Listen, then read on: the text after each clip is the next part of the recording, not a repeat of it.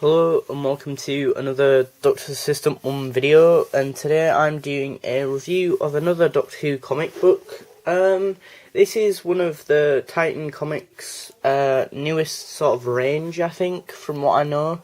It's the ones they were advertising in that trailer. If you've seen this, if you've seen a trailer, then I think or I would hope you would know what I'm on about. If not, and don't worry. It's just like this trailer advertising two new Doctor Who ranges of comic books from Titan Comic Books, who have a website and a Facebook page and all that. So if you ever want to, either get bored or you're just interested and passionate about getting into the Doctor Who comics, you can always whack Titan Comics into Facebook, Twitter, Tumblr, YouTube, not YouTube, Google and that, and come up with their website and stuff. But yeah, the only other Doctor Who comic book I have is the 7th Doctor one, and that one is good, and I've done a review of that on my channel, so you should check that out wherever it is on my channel. Front cover was really eye-catching. I thought, I really love this oil, pastel kind of oil, well, not so much pastel, but oil painted Matt Smith looking up and kind of laughing, and it being raining and drizzling in the background, but it being like this sort of artistic, beautiful rain. And then the Doctor Who logo, more reminiscent of a classic series sort of thing than a new series thing. And the same with this. This definitely reminds me of classic Who because of the diamond effect and that. But then you've got a still picture of Matt Smith, the actor, obviously, and that. And yeah, it's a good issue. I'm not going to tell you too much about the story or all, but the art style is very nice. I just can't put my hand on what the art style is, because that makes sense, because I've never seen it like it before. One thing that I do like is that it gives you a short little preview, or not preview, previously thing.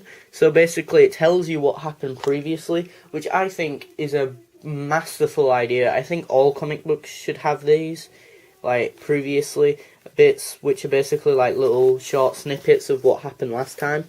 And as I said, you can go on, their website, their Twitter, Facebook, and so on. And then there's these, which just tell you different things as well, and that. So yeah, I'm not going to tell you the story. I don't want to ruin the story for you. It's a good read. It really is. On the back, you've got the advert for Dark Eyes advertisement.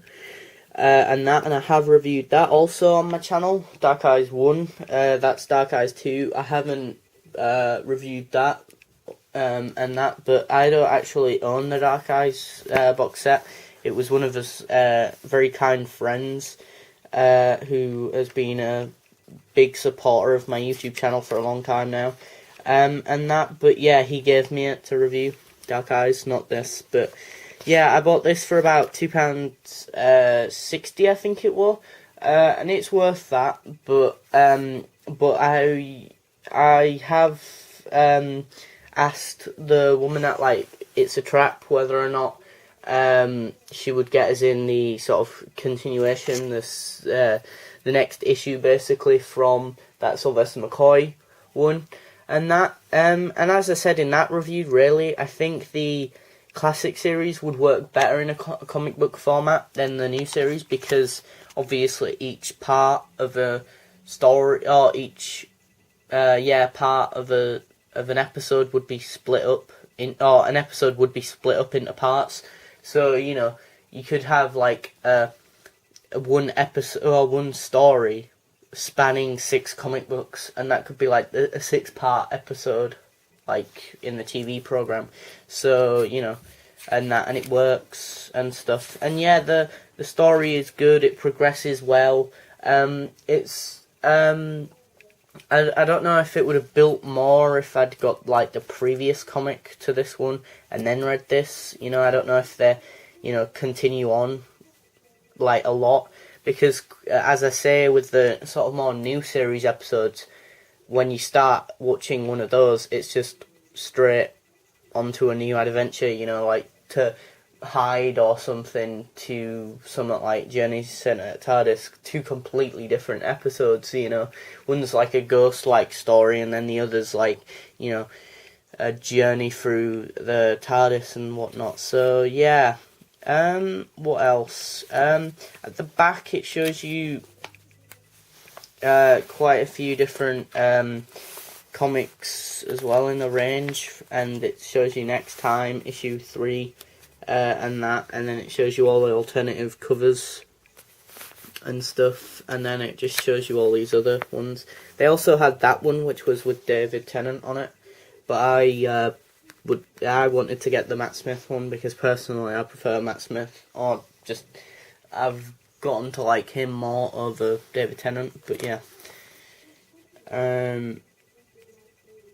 And yeah, there's a lot of different comics. There's at least two page worth of it, and yeah, it's a decent read. It's a good read, and I would highly recommend it to anyone really. Obviously, anyone who's a Matt Smith fan, you should pick up and buy it.